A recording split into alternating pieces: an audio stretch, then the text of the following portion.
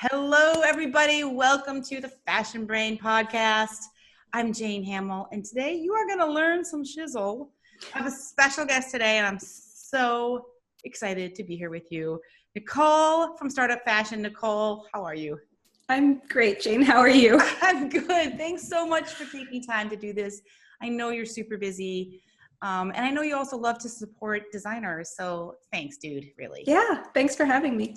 So guys, today we're diving in to talk about Nicole's business, Startup Fashion. She's going to tell us about what she does in just a second. But the purpose of the podcast today is we're kind of focusing on how to know if your business will succeed. We're going to talk to Nicole about her, what she does, and all the different business models that she's seeing out there that new designers and established designers are doing right now. How are they selling? Where are they selling? What's working? What's not? Are there some signs that Nicole picks up on of maybe which entrepreneurs are going to be succeeding and which ones maybe are going down the wrong path? So let's dive in. Nicole, let's start with who are you and what do you do?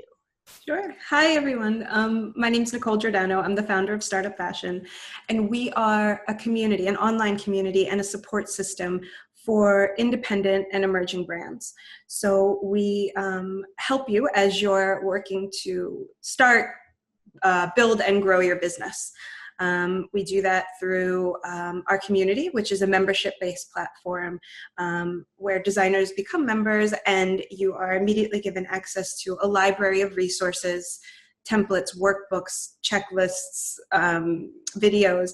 And then we also connect you to one another because you're all going through exactly the same things and you need to be talking to each other and comparing notes and helping one another through this crazy journey. So it's a crazy journey. It's a crazy journey. And how long have you been doing it? How long have you had Startup Fashion? So I began Startup Fashion in 2010 as a blog. Yeah. And I was just sort of sharing my take on the industry. I often say I actually don't like the fashion industry, or at least the traditional fashion industry. So I was writing about that. And then in 2000 and I guess it was like 2014, in the beginning of 2014, we launched the community membership.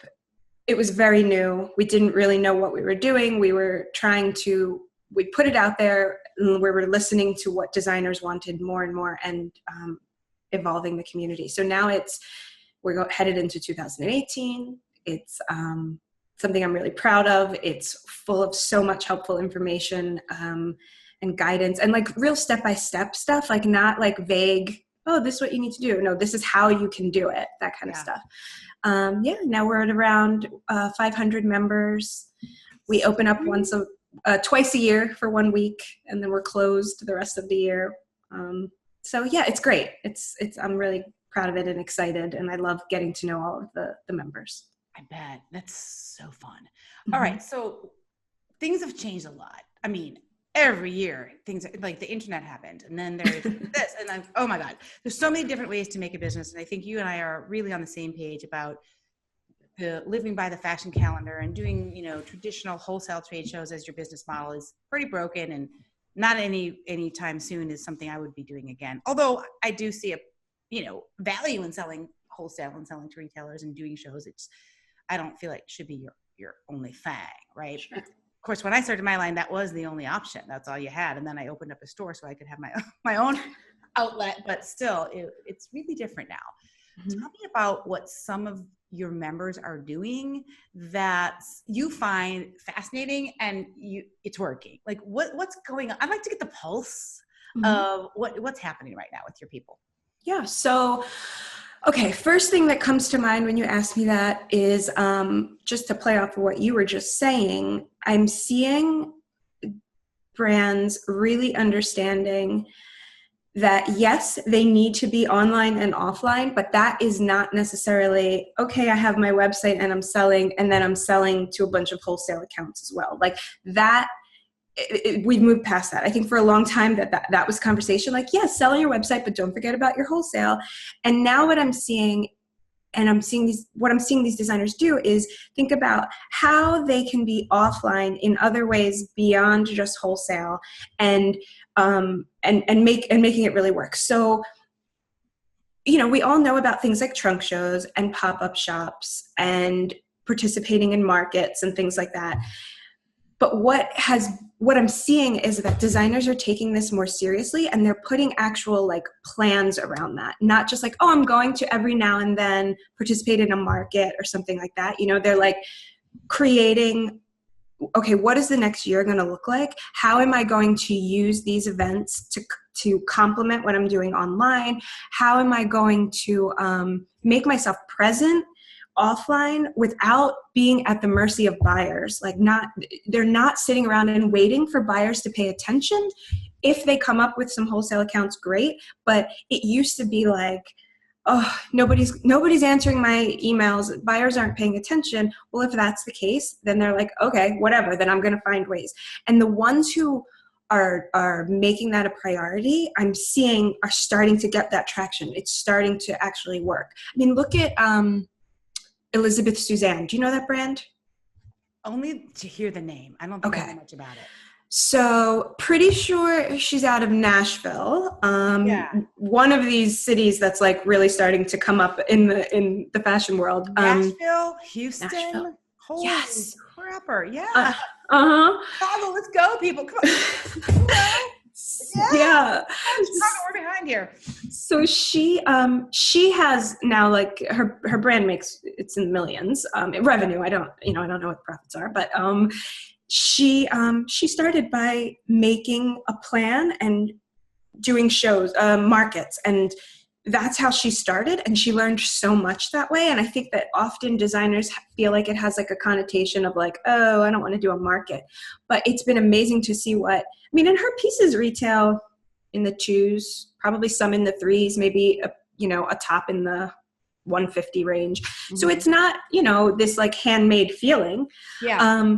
So I'm seeing that really work. I'm seeing seeing designers who still want to sell wholesale really getting selective, like turning the tables, not like freaking out and getting super excited with every small wholesale inquiry, and instead saying, what are a handful of wholesale accounts that really could do something to elevate my brand, not just a place to make sales. Mm-hmm. Of course, sales are wonderful, but what I'm saying is it's like, okay, maybe there's 3 to 5 wholesalers that are like, I want to sell there, and putting all of their focus, their time in pitching, their research, their ability to really speak to that store and that buyer about why that store and that buyer is great or would work well,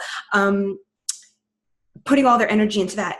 Instead of, I used to see so much, it's like, I just need wholesale accounts. So they're like emailing every buyer. So that's been really... Like 200 stores in the last 2 weeks. Like, oh, really? Yeah. How are you going to follow up with that? Like, Exactly. And it's like, just like with press, it's this feeling of like, do your homework and demonstrate to them that you have really done your homework, and you're going to get a lot further with those 3 to 5 stores. And so, and that used to be a really hard thing for designers to like accept and embrace. And so it's been really awesome to see them kind of build a little confidence in that area and just be like, okay, this is okay. This is what I'm looking to do. Well, when it's the only game in town, like the only way to make a business, or you felt it was, and the way they're still teaching it in school, honestly. Exactly. They really are. It's flipping ridiculous. Is get into stores. You need them. Then of course you're set up for death, because you're like, do or die, man. I don't get in. I don't have a business. But now you can go direct to consumer. Mm-hmm. Can you give me a couple examples, and you can name names or not names, no worries, but of a couple of companies who are sort of doing the direct to consumer first model in a way that's super smart, that's working. Like you mentioned, the Elizabeth Suzanne, and then are there any people in your group that you're like, okay, so here's one example of what she's doing and it's working? And what about so, okay, well, first comes to mind, these people are not in my group, but I always like to talk about them because they're pretty fantastic. The brand called Negative Underwear. Ooh. They've been around. Yeah. They've been around. I love the name. Yeah. Their whole brand is just about like, they don't use lace and frills. It's very like, it's all about the, whatever. Point is, I met them a few years ago in New York, and they launched this brand with going direct, just direct.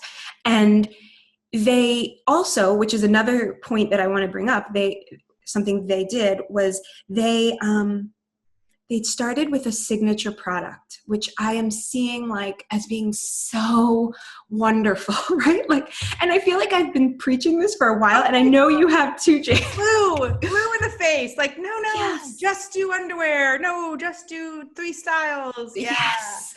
And I think that, again, it's one of those things that designers have been like reluctant to do because of all of the traditional crap, honestly, that has been drilled into your head, where it's like, I need this full collection. I need to like merchandise this massive, like, collection essentially. And so it's hard to break out of that. And so Negative Underwear, I think, is such a great brand to follow that really managed to, they launched with a few styles. They, the founders told me the story about how they launched with one style of bra, or maybe it was 2 styles of bras in white and black, knowing full well how much people were going to want shades of nude, but they didn't launch with it. They did, however, have a waiting list sign up for, are you in the mood for nude? Like, do you want this? So then they have like thousands, hundreds or thousands or whatever of emails of people who are anxiously awaiting the nudes. And then when they launch the nudes, everybody's waiting, and everybody, like, conversion is off the charts. So it's this idea of like really thinking creatively and not looking at something like, signature product, limited colorways, e-commerce with a few. Not looking at it like this, or do look at it like this. Don't look at it like this. Don't look at these things as if they are not good, like that they're working against you. Like, I think a lot of designers are like, well, I'm not going to be legitimate if I do it that way. Or like, does it look like I'm kind of half-assing this? And that's not it at all. It's so smart. So these are the kinds of things that I'm seeing, and I'm really impressed by. So. And how many of the people that you work with would you say have some type of background or degree in fashion design? And how many are like, hey man, like I have a ton of, I'm older, so I have not older women, but certainly not right out of school. And, they're successful lawyers or doctors, or I know freaking a lot of doctors actually. Yes. And they have a great idea for a product and they want to do it. So where's the mix of the people that you work with? So for me, with our membership, it's pretty 50-50. We have a lot of designers who are, went to school for it, or were working in the industry and decided they wanted to do their own thing. And then the other half, like you said, are all over the board. And you are right. I have at least 4 medical professionals, both RNs and doctors, who are members. And I actually just recently posted something in our Facebook page about asking people, what other industry are you in? What do you do? And it's been fascinating to see a lot of IT professionals, a lot of medical industry people. And I think it's just, I don't know, I think it's such a different thing than the creative industry, and it's nice to have that outlet, and that, I love it. And yeah, the bummer for those folks, I think, is they do feel very, I don't know the right word, but they don't feel like they can hang with the fashion people. Right. And I'm like, you guys don't understand. I mean, I don't know about regular fashion people, because I'm with you. The whole fashion industry it ain't my bag. Even though my business is called Fashion Brain Academy, but whatever. It's about products and selling products that help people. And so they do, I feel bad because they feel like they can't hang. I'm like, you don't understand. We do not care. We just like products. Like, I don't know what you flipping make. Like, you make this little like phone case. Yeah. Great. Right. Like, nobody cares. Yeah. And so I think they also lack a little confidence. Like, oh, I don't have a degree, or I don't have it, but what they have is knowledge, and they have like a whole group of customers. Like one of my clients is an OBGYN, and she has this product that's going to be for when you deliver a baby. It's freaking genius. And she has access to tons of mothers and other doctors and people who are giving babies. So like Exactly. customer base already. Yes. So one of my members, her name is Olga Lemberg, and she is a pediatrician in San Francisco. And she launched her brand recently. It's called Fabled, and it's Fabled, and it's stylish scrubs. So she's someone who has to wear scrubs every day, and she wanted something that she felt good in, and something that didn't feel quite so like, that yeah. Like, it's just like, and they're awesome. They're this like, charcoal gray, and she thought about fit and cut and all of those things. And she has been getting a lot of traction in press, has been really paying attention. I think she was recently in Australia, which was awesome. Like, she was really pumped about that because she knows, as a youngish woman, I'm not sure exactly how old she is, but youngish, that she knew what she wanted to wear, and she knew that there were other female doctors who were feeling the same way. And so she's really started to see something going for her. And it's smart because, like you said, she's in that world. She knows how to talk to her customer because she's in it every day.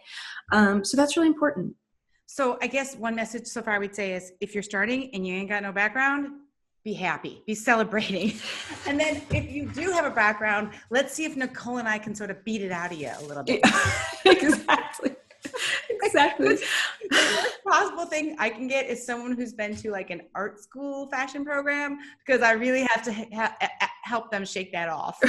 Like, no, you don't need to be inspired by the 17th century, whatever, and design a complete collection around that theme. I mean, you can, and it's great, but like, is your budget big enough? Like, right. Okay, yeah, that's a whole other discussion, Jane. We'll be here forever. I don't even need to do that. Yeah. Tell me about this. So a lot of your people are going direct to consumer. If you're, what do they do? I love marketing, and I love content marketing, and I notice the typical creative person does not, and they're not prepared to do it, and they don't feel like they want to, and I get it. Okay. If you guys are brand new and you don't know what content marketing is, it's basically like the breadcrumbs that you put out with like tips and ideas or thoughts or articles or podcasts or videos, and then the breadcrumbs leads them to your maybe blog or your video, and then shockingly your shopping cart is right there near it. Okay? So if someone's going to get started and they're going to go direct to consumer, what are you seeing that they're doing to kind of get these audiences, like the negative underwear people, right? How do they even get people interested in the black and white, and then do them with the nude? Right. What's working? So in terms of that, what I'm seeing that the brands who are really starting to get traction, and this might sound kind of like, oh, I've heard that before, but stick with me, is the brands that understand the amount of time and thought that goes into the brand personality. Now, I think that we're used to hearing brand identity, and the things that come to mind with that, oh, well, I've got my colors figured out, and I know my vibe, my general vibe, and like, and I know what my logo is going to look like. And maybe even they say, I know what my values are as a brand. About 50% of the time they know, but whatever. But it's the brands who like sit down and spend real time coming up with the actual personality behind the brand, and then use that to communicate with their customers and treat their customers like they're people, not dollar signs, right? So they're taking the time to go through the steps of thinking about not just what values they have as a brand, but how do they act as a brand? What do they say? How do they say it? And then like having the courage to stick with it, because that's a big problem that I see with designers, where it's like, oh, am I alienating people and that kind of thing? And the ones who like understand that alienating people is actually a good thing are the ones who I'm seeing more and more traction on their e-commerce. Email marketing, emails, and then thoughtful email marketing. So the ones who are like starting to see, making the sales, when, you brought up negative underwear, these emails that you're sending, when you're talking about those breadcrumbs, they are so thoughtful in that they are always putting the customer first, and then getting really good at hinting at what they can be buying, the customer can be buying, but it's not always all about that. And so Air is another great brand, AYR. Okay. They, in terms of their marketing, they're a direct-to-consumer, e-commerce first kind of thing. And they'll send out emails they sent out like a lunch guide for Lower Manhattan because they knew that their woman, spends a lot of time there. And I wouldn't be surprised if they do it for other major cities as well. But the point being that I love getting the emails from them because it's always something. And I've purchased from Air. And the point just being that email marketing is, I think, overwhelming for a lot of designers. And when they do it, it's so sales focused that people don't pay attention. So I'm seeing a lot of like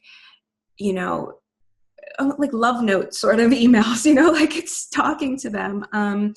And I know that you can hear that kind of stuff a lot, but until you actually start doing it, and again, I think it's so much about like focus, because there's so many different ways you can do content marketing, right? And I think that the brands that are like, oh, I've got to do a little bit of this and a little bit of that and over here, that doesn't work. And so, okay, it's you or a small team. Start with one thing, get really good at it, go on to the next thing, get really good at that. And these are the kinds of things that start adding up to make you successful. Yeah. And what do you say to somebody who says, well, okay, well, that's it's all logically true.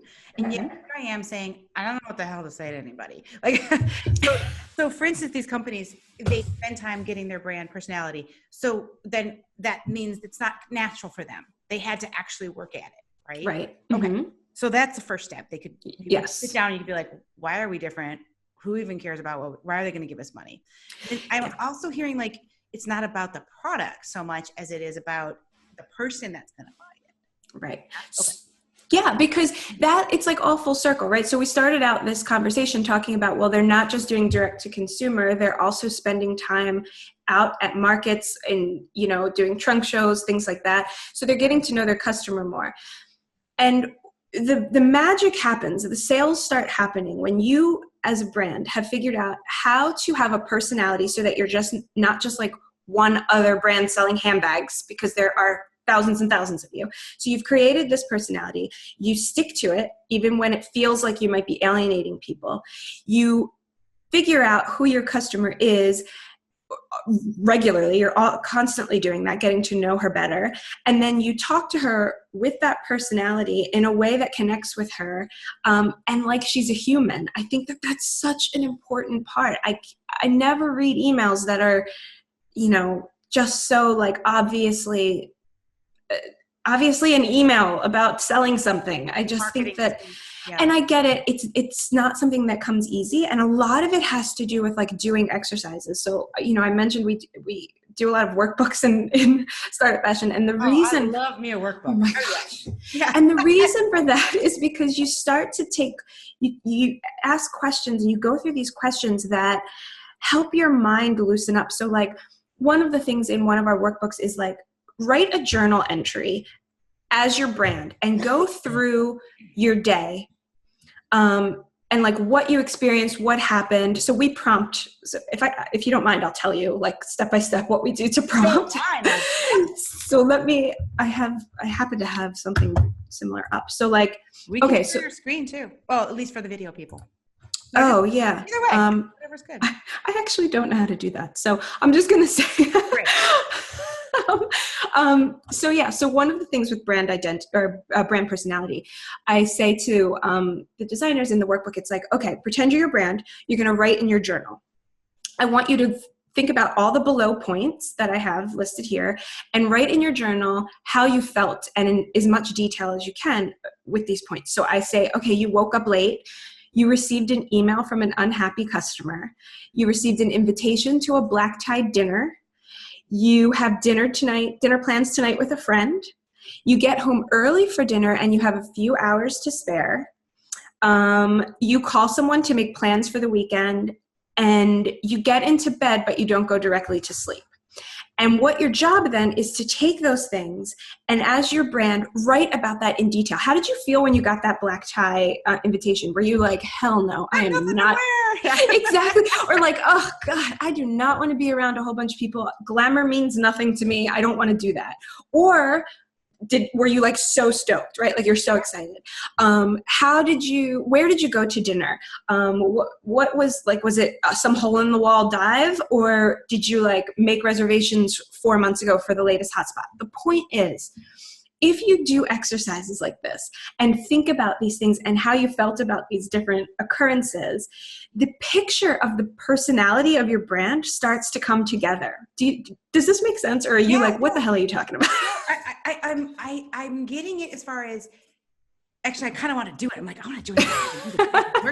But so if I did it for myself, how does that help me understand the customer and eventually understand the customer so much that she wants to buy something, give me the credit card? How do you play that game? So the point is that this is step one, and you're not necessarily thinking about your customer at this point. You're thinking about your brand personality. Then once you have this picture, you're going to use this to communicate, and you're going to attract the customer who feels that same, who you would be friends with. You know what I'm saying? Essentially like, so there's this amazing newsletter that goes out. It has nothing to do with fashion, actually. It's called Girls Night In. And it comes out every Friday in the morning, and it is for the introvert, which I happen to be. And so it's this amazing newsletter where she like puts together, I'm going to try out this really cool face mask. Here's an amazing article I read. This is what book I'm reading. So it's like how to spend your weekend, new recipes to try. Like if you're not the party girl, here are the things that I'm doing, right? And here's the things that you could be doing. I think about that newsletter on Thursday nights. Like, I can't wait until tomorrow. If you can figure out how to do that as a fashion brand, because you're thinking about your personality and how that directly connects to a customer who has those same feelings, you are golden, because that is when, it's like, here's this awesome recipe. And then you can also work into that. Like if you make aprons, like here's this cool apron you can wear when you're making that recipe this weekend. The point is, that's where those are the steps. You're thinking about your personality as a brand. You use it in all of your communications. You're naturally going to attract the customer, and then keep talking to her that way. Keep talking to her that way. And that's where it happens. And you got to have patience. This stuff does not happen like overnight. And I think that's also the kind of thing that holds up designers when you say, like, you asked me that question, well, I don't really know what to say. Well, start experimenting, because the only way you're going to really, really start to get it is by coming up with some ideas, doing some research, and then, okay, try it, didn't work. It did work, what can we do better? All of this kind of stuff. And that comes into just having the entrepreneurial mindset of being like, well, I don't care if it doesn't work, like, how embarrassing is that? Exactly. Through it, just try the next thing tomorrow. So let's shift for a second and go to people who are starting their collection or their items or whatever. Because you and I both know you only need one real product, and then you could be just fine. So are you seeing people, what are you seeing with production and manufacturing? Are you seeing people moving more fair trade offshore? Are you seeing domestic manufacturing? What is there any kind of trend or anything happening there with newbies, relatively small companies who can't really or don't want to order 3,000 units at a time? What's going on? Yeah, so a lot of domestic, a lot of made in the USA kind of thing. But I think it's for a variety of reasons. One, cost. I know that sounds weird, but actually it's really coming up that overseas, when you factor in all of the additional costs associated with manufacturing overseas, you're actually not that far off from what's happening here if you do it domestically. And the small additional costs that you may incur is kind of offset by your ability to be there and catch mistakes before they happen, like all of those expensive things that can happen. You're able to catch that stuff if you're doing it domestically. So I think that it's also, we're finding that more and more US-based manufacturers are starting to get it in terms of like, this industry is not what it once was. And those 3,000 units, nobody's doing that shit anymore. Like the next generation, like this is not how it's going. So these manufacturers like Good Clothing Company, House of Jewel in Miami, there's a bunch more. But the point being, like, these are this next generation of manufacturers who get it and are working with designers a lot more. So we're seeing that's the thing. I'm even seeing a few things interesting, which is like, yes, we're looking for 1,000 units, and we'll do 200 a week, every other week. Right. And so you're like, oh, all right. So if I can move, like, so you have now, I'm afraid to do math in public, but me too. Instead of 5 weeks to get to 1,000, you have 10 weeks to pay that off. Right. And yet you're selling some of that before you're paying it. Exactly. And so that is like pretty flipping cool. Like, we guarantee you 1 or 2 sewers for the next 10 weeks and you're good. Like, you're not going to stop everything and make your 3,000 and then move on to the next person's 3,000. And I think that this kind of stuff is all the more like examples of how people's mindset in this industry are changing. And the production side of it, they're figuring out ways to work with you. They're challenging what is traditional. They're getting creative with how they're making their business work. Well, guess what, designers? You should be doing that too. Like, see how they're getting creative. You can get creative too, and think about ways to make your business work, like the signature product, that stuff that that aren't the traditional. And that's how business happens. It's funny because I think you look at brands today, typical brands, like you look at like Ralph Lauren or something, and you see that they're an entire lifestyle brand. They have women's and kids and men's, and I think people don't know that, like, Ralph Lauren started selling ties, right? Just ties. Right. So you could be the person who just sells ties and ends up being, if you want a business like that, you could have that. Yeah. It could come in stages. Exactly. Tommy Hilfiger just did jeans. And by that, I mean, he went and bought jeans, ripped them up and made them all like disco-y 70s and sold freaking jeans for a long time before he did anything else. Have you ever noticed in your community, like if you think of some of the standout rock stars who've really had success, right? Were there some signs that you saw that were different about them or what they were doing? I get tricked all the time. Like if somebody came to me and said, oh, I have this great product, Jane, and it's going to be a blanket with arms in it called the Snuggie. I'd be like, get the fuck out of here.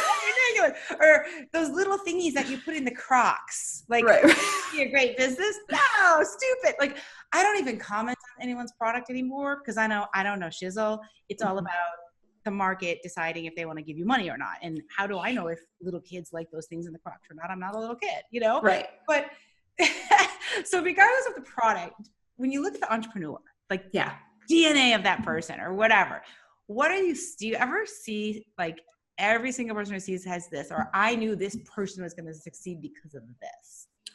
So yes, there are certain qualities. I think a lot of it comes down to mindset. I think that mindset is one of the top most important things in terms of reaching success.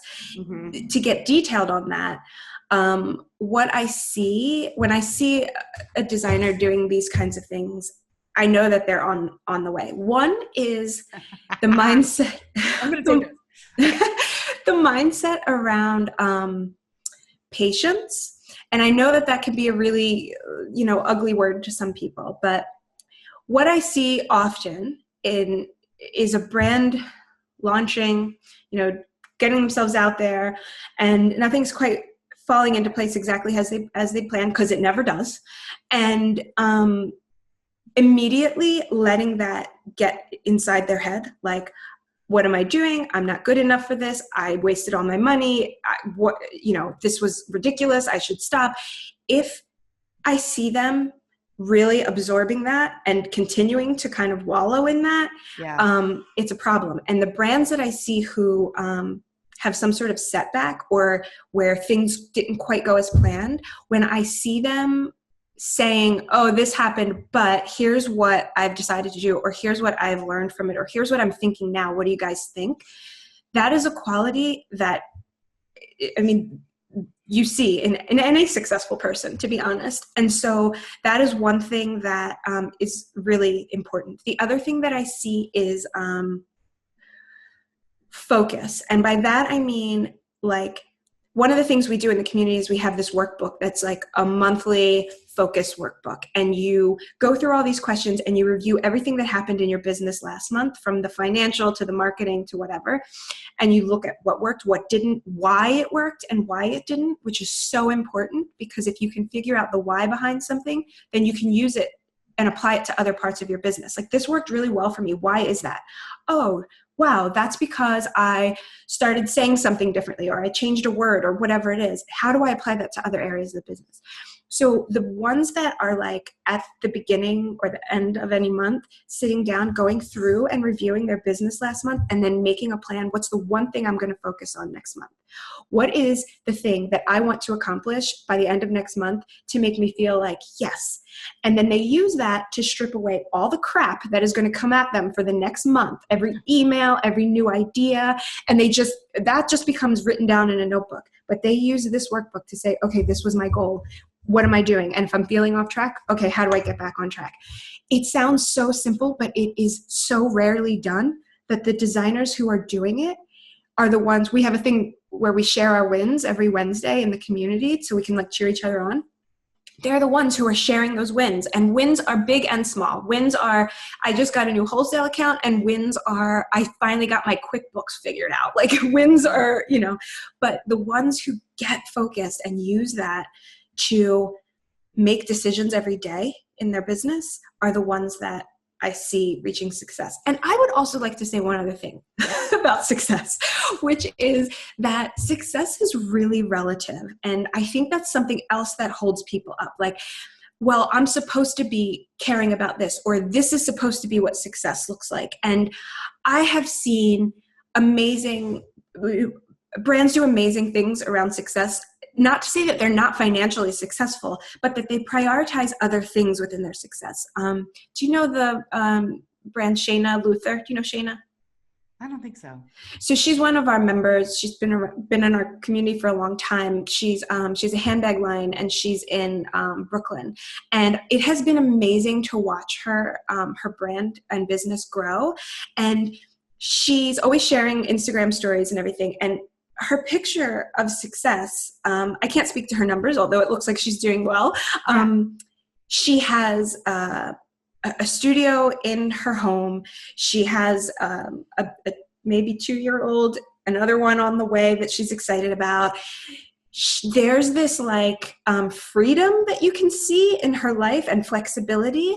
And when she's sharing all of this, you can just see how that was such an important part of success for her, and it comes through in everything she's doing. And so, again, I don't know her numbers. Let's pretend she's making a couple $100,000 a year, just making that up, not speaking about shit she knows, but all good.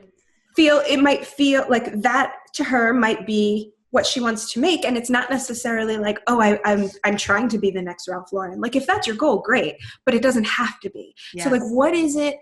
The brands that stop and say, okay, what do I want my life to look like? What do I want my life to be? And how am I going to build my business around that? The ones who take time to do that are also the ones who I see really reaching it, because they have a clear picture. Like, this is what success looks like to me. And I don't care what everybody else's success looks like. And I'm going to create the steps for this business that I'm working on to support that. And then it works hand in hand, because as you're building it, and maybe you're not quite financially successful yet, but you're feeling some of the other things around success, like, oh, like my time is my own. I can do this. I can do that.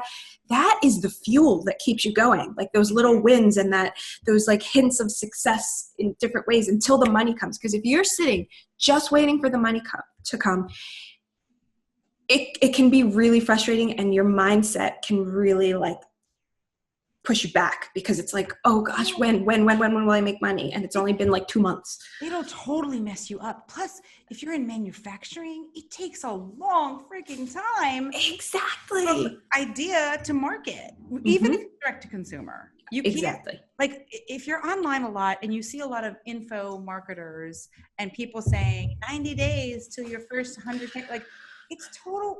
Well, it's not total bullshit as far as their thing, because you probably could do that if you were a business coach. Right. But when you're in like I have had coaches of my own say, well, just tell them how to double their sales in the next 6 months. I was like, that's impossible. What if they don't have the inventory? Right. Like I owned a retail store for 14 years. Okay. We focused not on, first was how much inventory are we going to have at this date to then determine how much we could sell. It's flipped from the regular universe, you know. Right. It's not like I can be like, oh, I want to double my sales, but I only have 7 units in stock. Like, right, what's going to happen? Yeah. And then if you can't afford the units in stock, you can't sell them anyway. So if you have cash flow, blah blah blah. But yeah, I think that's a good point, that the manufacturing cycle is longer. I don't know, longer and harder than other businesses. You know, service businesses do. So, and so, you know, having that quality of being patient while, you know, finding a balance of patience and hard work. It's not like you're just going to sit back and be like, whatever, it'll come when it comes. But like finding that balance. For 3 years, I just kicked me for 6 months. Right.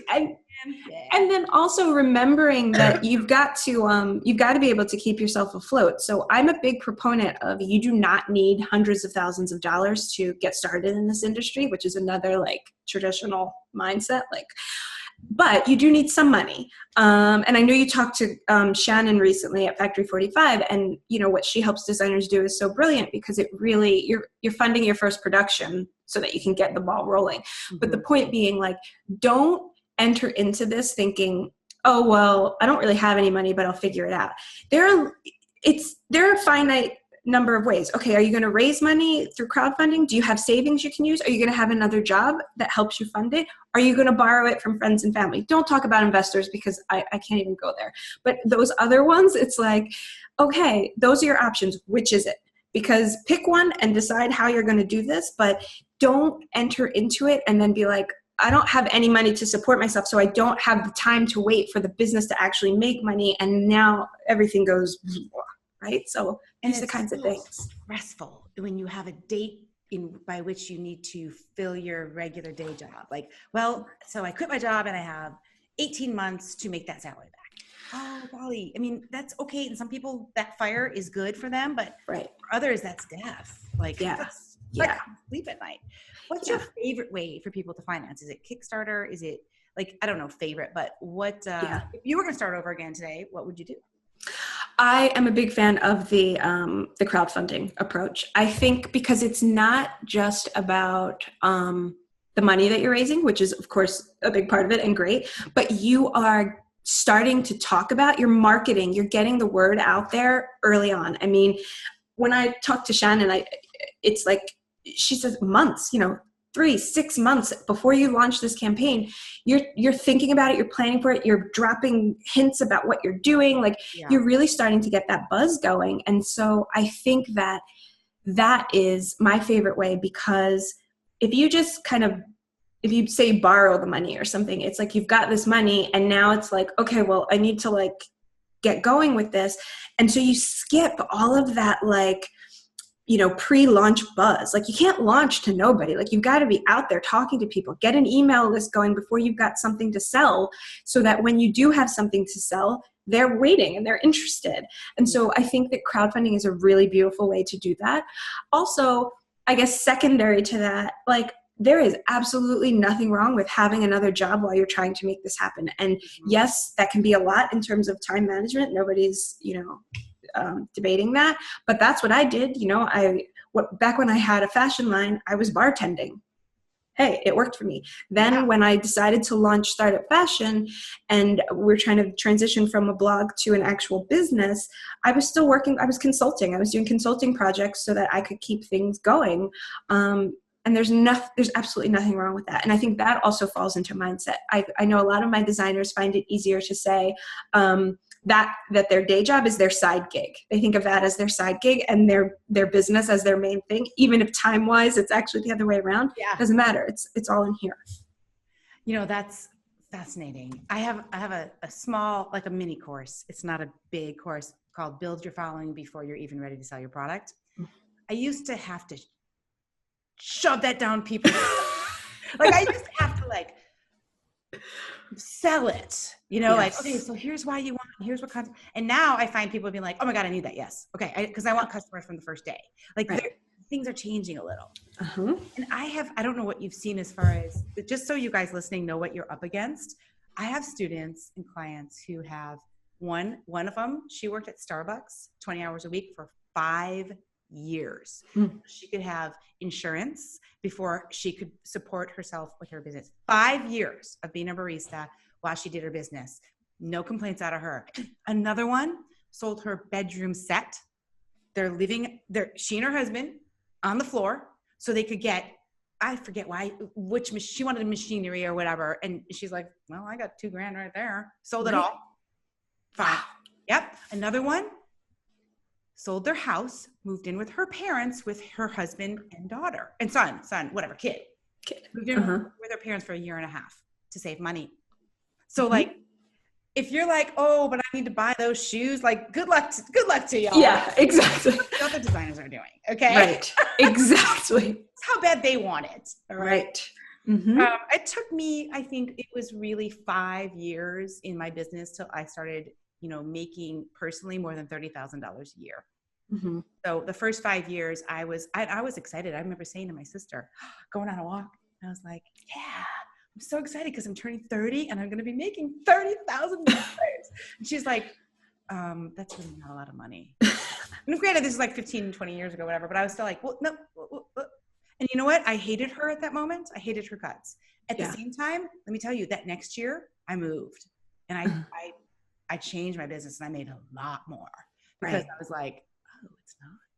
Like I thought I was doing great. And I was, but like I was playing like kind of safe and small. And when she said that nasty ass thing to me, I was like, maybe I should take a few more risks here and get a bigger space in a better neighborhood. And, I did based on her comment. And that's a really excellent point. It's making me think about, again, your question of like what I'm seeing that kind of gives me hints. It's like some of our designers, they're not just starting out and they're a little bit further in. And the ones who understand once you get to a certain point, the need to, take some of those like financial risks, invest in something, even though it's scary, the ones who kind of understand that and do it, you start to see that success. Okay, this is a risk I'm willing to take.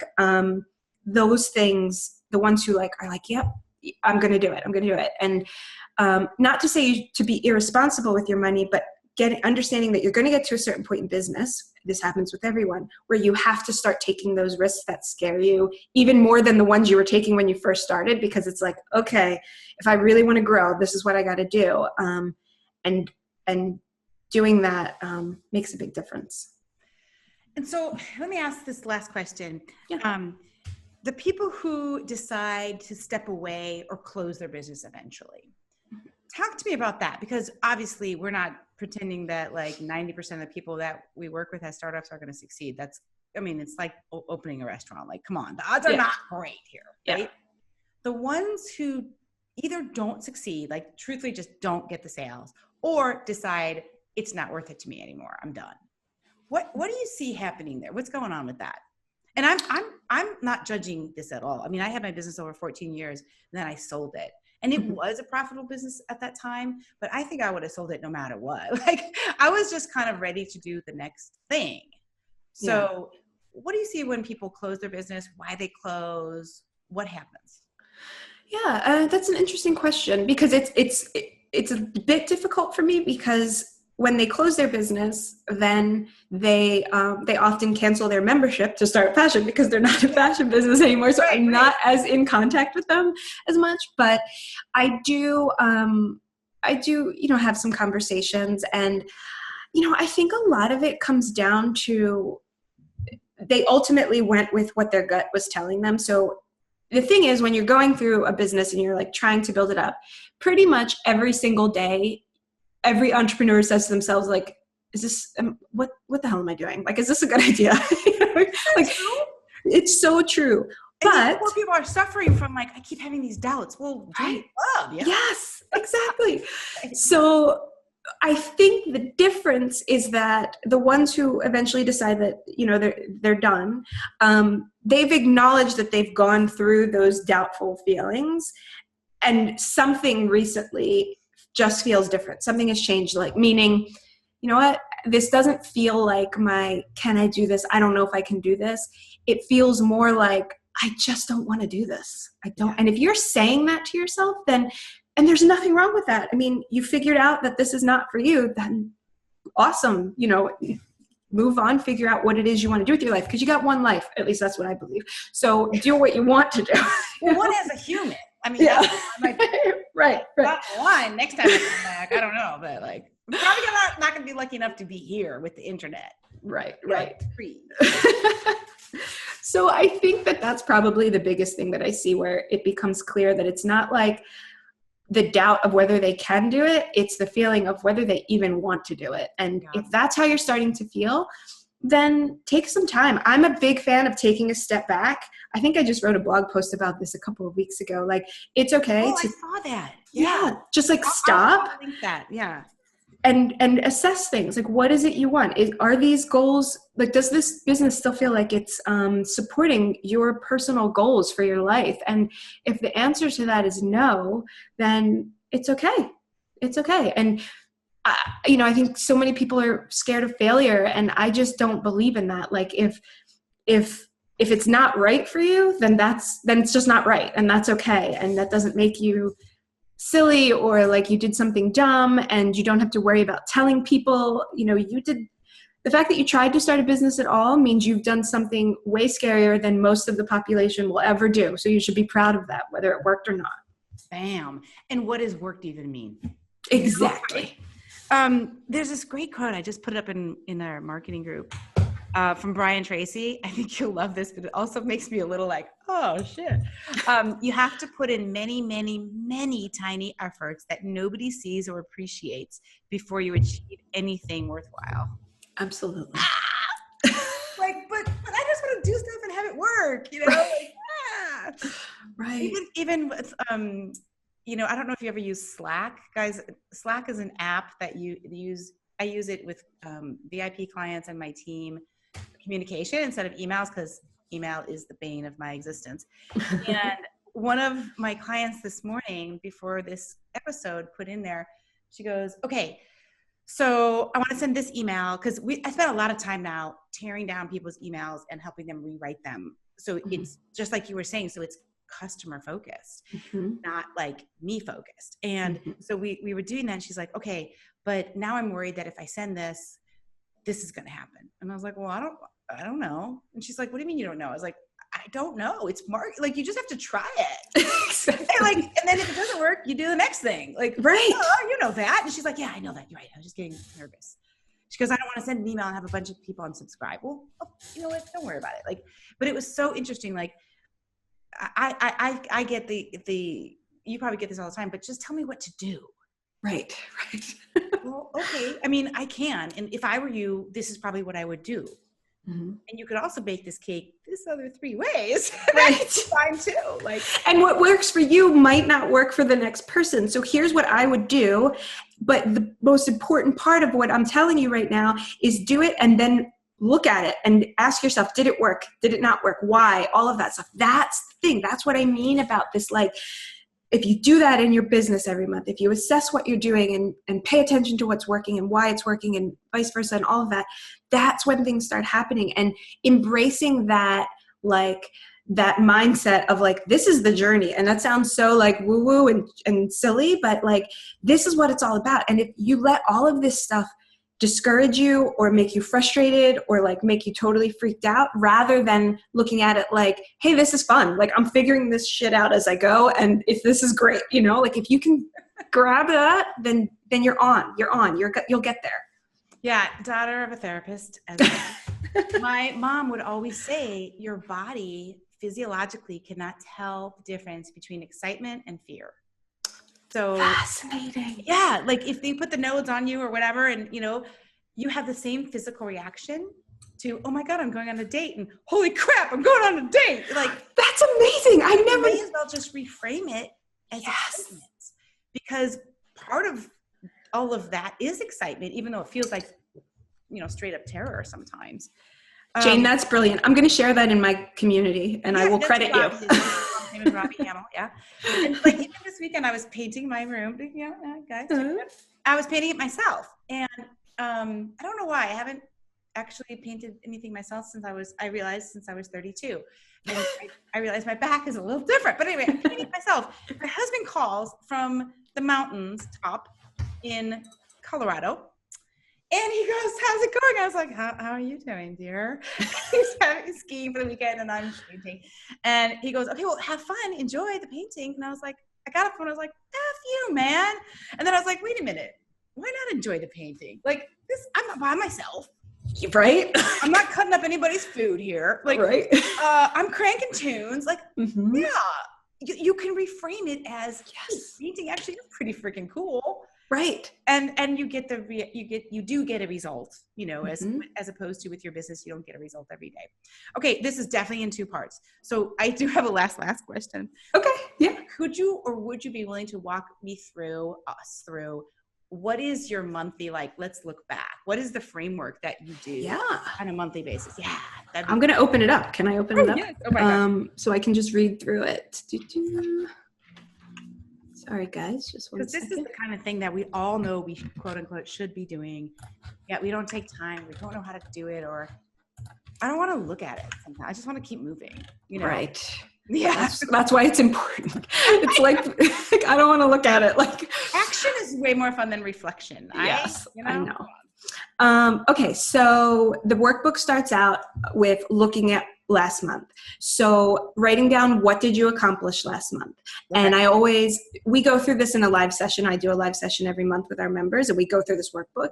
And one of the things I say is, don't look at what did you accomplish last month for only the big things. Like I said, did you finally check something off your task list that had been there forever? Like even those little things, celebrate them.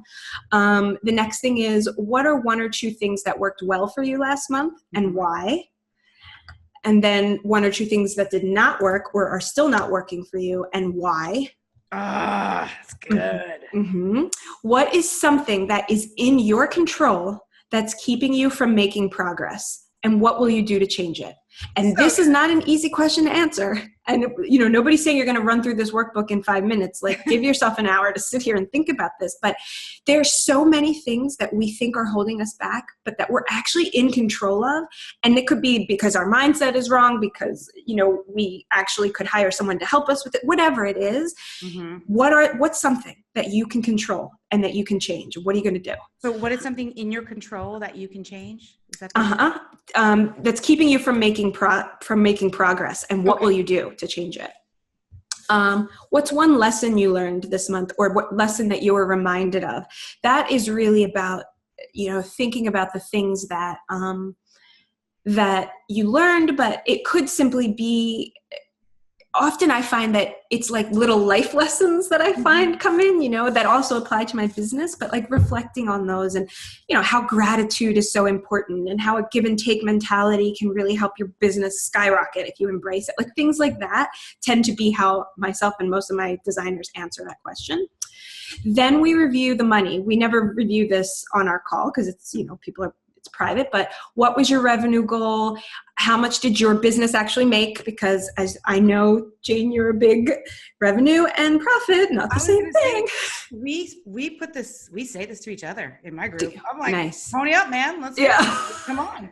But like, it's just the culture of it. That's why we do share it. That's awesome. What were your expenses last month, and how much money was in your pocket? And what I emphasize here is that even if you're not selling a product yet, you're still in that phase of starting up where you've got it going, but you've not really put any money in your pocket. You can look at this also as like, is that number going down? Like if you're in the red, is the red each month going down? And then that means you're going in the right direction. Right. We also review their community. So How many visitors to your website? How many blog posts have you published? How many email subscribers do you have? How many followers on your social? The point being that each month, if you get into the habit of doing this workbook, each month you're going to look at those and compare and be like, oh, wow, I shut up a lot on Instagram in 1 month. Why is that? And you can start figuring out, what was I doing differently? That kind of stuff. Yeah. So that's all the reflection. Then it's how you're going to plan. Do you have a question, or am I No, I said that's great. Oh, okay. Yeah, it's great. That's so good. I know. I talk a lot, so I apologize if I'm just rambling. But so then, right? What's that? Then you go to planning. So then we go to planning. So it's what is one focus for you this month? What is the one thing that by the end of this month you want to be like, yes, I did it? And that can be bigger, it can be smaller, however it is it works for you. But put that down there and use that in the month to come to keep you focused and not let you get off track. Then break. An example of what one might be. What do you hear in your group? Yeah, so it might be something like, let's say you wanted to, the focus, let's say, is your website, and you want to update your product descriptions, or update your product page. I want my product pages to be updated. So that's your main focus. Then the next part of the workbook breaks that down. What are the things, the components under that will make it happen? So, your focus is to update your product page. Then the next part of the workbook would be so I want to research product descriptions. What makes a great product description?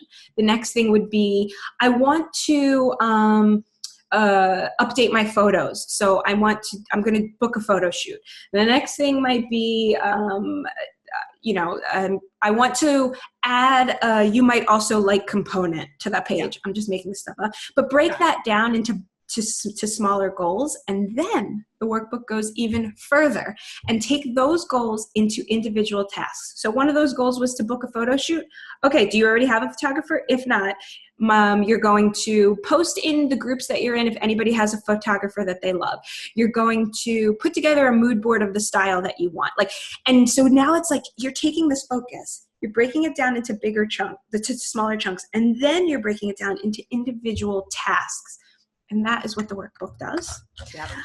And then the very last part of the workbook is to put a revenue goal in place for the next month. What do you want to make, and how the hell are you going to do it? Mm-hmm. Are you having a sale? Are you going to send more emails? Are you participating in a trunk show this month? How do you anticipate reaching that revenue goal? And if you get halfway through the month and you're not there yet, start thinking about, well, what have I done from this list? Have I done any of these things? Well, if not, I better. So that's what we do every month. That's great. And so, and do you do this on Zoom like this, where you see everybody? Do a Zoom. Okay. Mm-hmm. And then do you do, in between, you're on Facebook group, or you have your own forum, or what? Yeah. So we used to have our own forum, and I pushed really hard against a Facebook group because I hate building anything on something that someone else owns. But Facebook is where people are spending their time. And so I gave in. So yeah. Our private members only group is on Facebook. And the reason that our community is closed most of the year is that I am in that community, in that Facebook group every single day.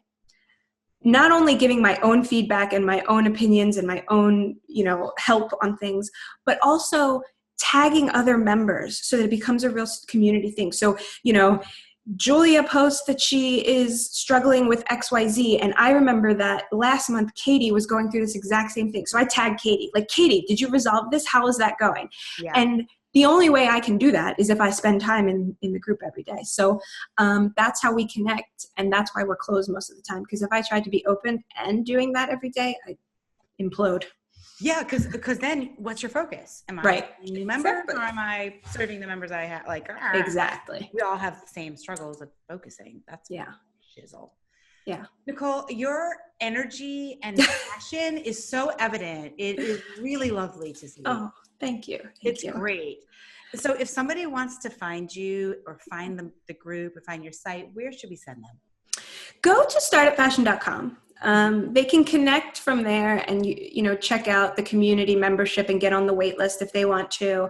But startupfashion.com, we have a very active blog and full of super helpful information. So go there, learn, start reading, find information that's totally free and use it to help you. And then if you'd like to become a member when we open next, then you can head over to the community page and get on the wait list. And I'm going to link in the show notes to that blog post about taking a break.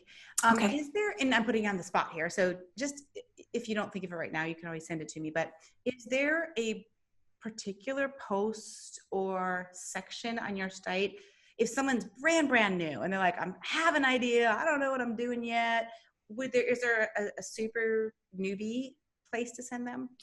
It's funny that you ask that. Not yet, but we are actually in the process of creating a page specifically for that. So, but it won't be live for like another month. By the time I get this podcast up, who knows? Yeah. Okay. So we're working on that. But I would say in terms of a section that really resonates with designers, it's my musings. Every Friday I post something that's called my business musings, my fashion business musings. And it's very emotional and raw and honest. And I'm just sharing what I know I go through and other fashion entrepreneurs go through.